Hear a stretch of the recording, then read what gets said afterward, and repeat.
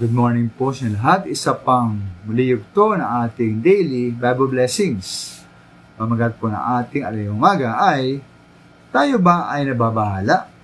Tayo ba ay nababahala?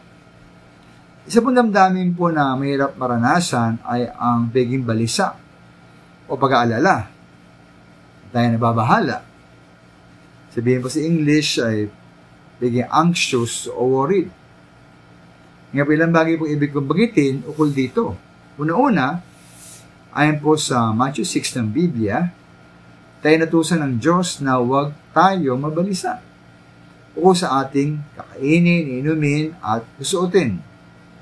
Dahil nga po ang ating buhay ay higit pa sa mga bagay na ito.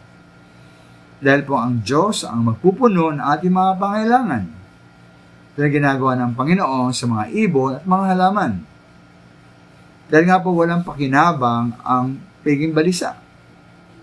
Dahil din po iba tayo sa mga hentil na sila ay nababalisa. At sa halip, dapat nating hayaang maghari ang Diyos sa atin, dapat tayong mamuhay ay sa Kanyang kalooban. Sabi din po sa Filipos 4:6 ng Biblia, na huwag tayong mabalisa sa anumang bagay. At sa halip, ating hingin sa ating Diyos ang lahat ng ating pangailangan. Sa magitan ng panalangin, may pasalamat.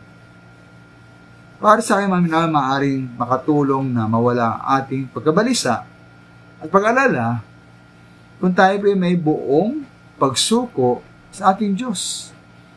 Pagitiwala sa Kanya at maghihanda tayo gaano man kasama ang maaring mangyari.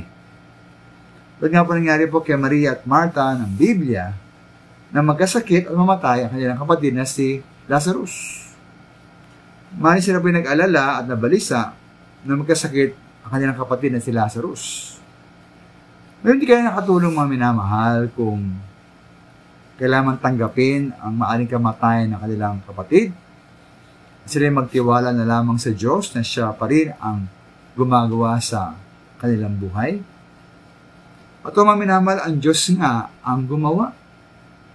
Binuhay po si Lazarus ng ating Panginoon Jesus. Sabi katibayan, na nga sa Efeso 3:20, ang Diyos ay makagawa na higit pa kaysa maaari nating hilingin at isipin. Salamat po.